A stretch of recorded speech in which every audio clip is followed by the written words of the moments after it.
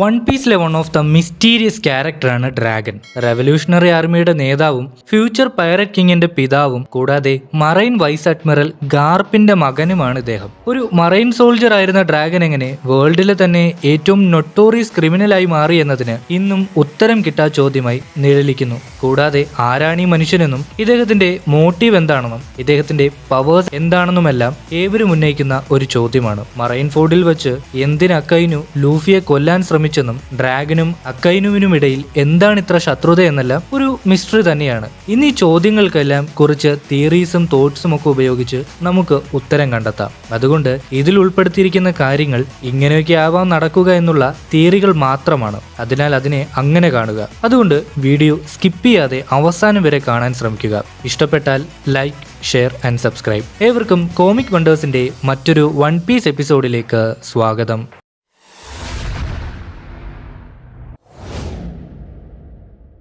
ലോക ടൗൺ എന്ന ആർക്കിലാണ് ഇദ്ദേഹത്തെ ആദ്യമായി അവതരിപ്പിക്കുന്നത്. എന്നാൽ അന്ന് ഇദ്ദേഹം ആരാണെന്നോ എന്തിന് ലൂഫിയെ സഹായിച്ചു എന്നെല്ലാം നമുക്ക് മനസ്സിലായിരുന്നില്ല. പകരം ഒരു ഗോസ്റ്റിനെ പോലെ പ്രത്യക്ഷപ്പെടുകയും അതുപോലെ അപ്രത്യക്ഷനാവുകയുമാണ് അന്നുണ്ടായത്. പിന്നീട് ലൂഫി തന്റെ മുത്തച്ഛനിലൂടെയാണ് തന്റെ പിതാവിനെ പറ്റി മനസ്സിലാക്കുന്നത്.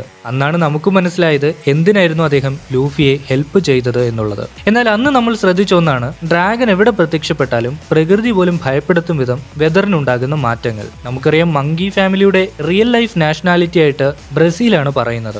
ഈ ബ്രസീലിയൻ കൾച്ചർ അനുസരിച്ച് പ്രകൃതിയിലെ കാലാവസ്ഥയെ കൺട്രോൾ ചെയ്യുന്ന ഒരു ദേവതയെ കുറിച്ച് പറയുന്നുണ്ട്. ഓയ എന്നാണ് അതിനെ വിളിക്കുന്നത്. ഈ ഒരു ദൈവിക ശക്തി എപ്പോൾ പ്രത്യക്ഷപ്പെട്ടാലും മഴയും ശക്തമായ കാറ്റും ഇടിമിന്നലും അങ്ങനെ പ്രകൃതി കലുഷിതമായി മാറുമെന്നാണ് പറയുന്നത്. അതിനാൽ ഈ ഒരു ദൈവത്തിന് കാലാവസ്ഥയെ കൺട്രോൾ ചെയ്യാൻ സാധിക്കും. ഇതുപോലെയാണ് ഡ്രാഗനെ എപ്പോഴും വൺ പീസിൽ കാണിക്കാറ്.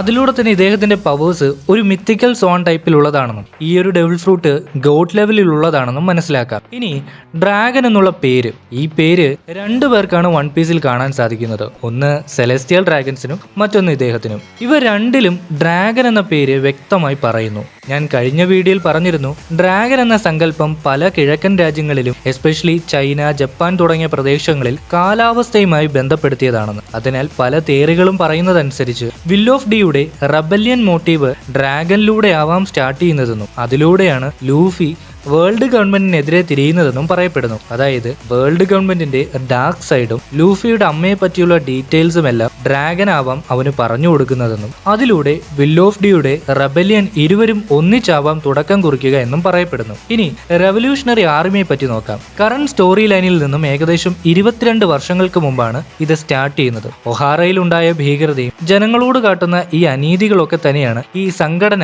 സ്റ്റാർട്ട് ചെയ്യാനുള്ള കാരണവും. ആദ്യം ഒരു ചെറിയ കൂട്ടം ആളുകൾ ഒരുമിച്ച് പോരാടാൻ തുടങ്ങി. അന്നവർ ആദ്യം ആക്രമിച്ചത് സോബറ്റ് കിങ്ഡം ആണ്, അഥവാ നമ്മുടെ കൂമയെ കണ്ടുമുട്ടിയ ഐലൻഡ്. പിന്നീട് അവിടെ നിന്നും പല പ്രദേശങ്ങളും ആക്രമിച്ച് അവിടെ ഒരു വിപ്ലവം തന്നെ ഇവർ സൃഷ്ടിച്ചു. പലർക്കും സ്വാതന്ത്ര്യം നേടിക്കൊടുക്കുകയും ചെയ്തു. അതിലൂടെ പല ശക്തരായ ആളുകളെയും കണ്ടെത്തി തങ്ങളുടെ സംഘടനയിൽ ഉൾപ്പെടുത്തി സംഘടനയുടെ വലിപ്പം കൂട്ടുകയും ചെയ്തു. ഇപ്രകാരം വേൾഡ് ഗവൺമെന്റിന് തന്നെ ഇവരൊരു തലവേദനയായി മാറാൻ തുടങ്ങി. ഈ ഒരു കാരണം കൊണ്ടാണ് ഡ്രാഗനെ ഒരു നൊട്ടോറിയസ് ക്രിമിനലായി മുദ്രകുത്തപ്പെടുന്നത്. ഇങ്ങനെ ചെയ്യുന്നതിലൂടെ ഡ്രാഗന്റെ ആശയത്തെ പിന്തുടർന്നത് ജനങ്ങൾ നിർത്തുമെന്ന് കരുതി. എന്നാൽ റെവല്യൂഷണറി ആർമി രക്ഷപ്പെടുത്തുന്ന പല ഐലൻഡുകളിലെയും ജനങ്ങൾ ഡ്രാഗന്റെ ആശയത്തോടൊപ്പം ചേർന്നവരായി മാറുകയും അവർ ഉന്നയിക്കുന്ന സ്വാതന്ത്ര്യത്തിന്റെ കീർത്തി ലോകമെങ്ങും പരക്കാനും ആരംഭിച്ചു. ഇനി റെവല്യൂഷണറി ആർമിയുടെ കുറച്ച് ശക്തരായ അനുയായികളെ നോക്കാം. ഒന്ന് ഡ്രാഗൻ ആണ്. അദ്ദേഹം സുപ്രീം കമാൻഡറും റെവല്യൂഷണറി ആർമിയുടെ ഫൗണ്ടറുമാണ്. 2 സാബോ, റെവല്യൂഷണറി ആർമിയുടെ ചീഫ് ഓഫ് സ്റ്റാഫും ഫ്ലെയിം ഫ്രൂട്ടിന്റെ വീൽഡറും ലൂഫിയുടെ മൂത്ത സഹോദരനുമാണ്. 3 എംബറർ ഇവാങ്കോവ്, ജി ആർമി കമാൻഡറും റെവല്യൂഷണറി ആർമിയുടെ ഫൗണ്ടിംഗ് മെമ്പറുമാണ്. ഹോർമോൺ എന്നതാണ് ഇദ്ദേഹത്തിന്റെ ഡെവിൾ ഫ്രൂട്ട് പവർ. 4മതായി കൂമ, ഒരു ഫോർമർ മെമ്പറാണ്. റെവല്യൂഷണറി ആർമിയുടെ ഒരു സ്പൈ കൂടിയായിരുന്നു ഇദ്ദേഹം. ഇനി 5 Belo Betty, east army commander. 6 Morley, west army commander. 7 Lindbergh, south army commander. 8 Karasu, north army commander. 9 Inazuma, ഇദ്ദേഹം ഡെപ്യൂട്ടി കമാൻഡറാണ്.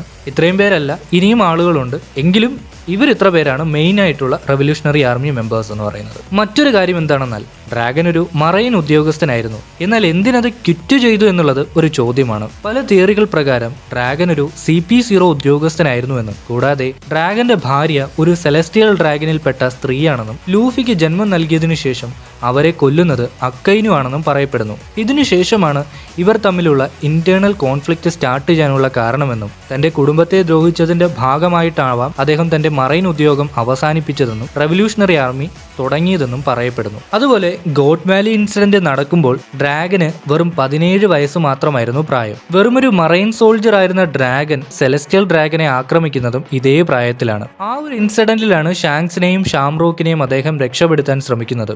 ഇന്നവർ ഇരുവരും ജീവിച്ചിരിക്കാൻ തന്നെ കാരണം ഡ്രാഗൻ മൂലമാണെന്ന് പറയാം. ഇപ്രകാരം വളരെ ബ്രേവ് ആയിട്ടുള്ള ഒരു വ്യക്തി കൂടിയാണ് അദ്ദേഹം. ഡി ക്ലാൻ മെമ്പേഴ്സിൽ വെച്ച് ലൂഫിക്ക് ശേഷം മറ്റൊരു ഗോഡ് ലെവൽ പവർഫുൾ ക്യാരക്ടർ ആരാണെന്ന് ചോദിച്ചാൽ ഒരു സംശയം കൂടാതെ പറയാം, അത് ഡ്രാഗൻ തന്നെയാണെന്ന്. നിങ്ങൾക്ക് എത്ര പേർക്ക് ഡ്രാഗനെ ഇഷ്ടമാണെന്ന് ഒന്ന് കമന്റ് ചെയ്യുക. എന്തായാലും വീഡിയോ ഇവിടെ വെച്ച് അവസാനിപ്പിക്കുകയാണ്. വീഡിയോ ഇഷ്ടമായെങ്കിൽ ലൈക്ക്, ഷെയർ ആൻഡ് സബ്സ്ക്രൈബ്.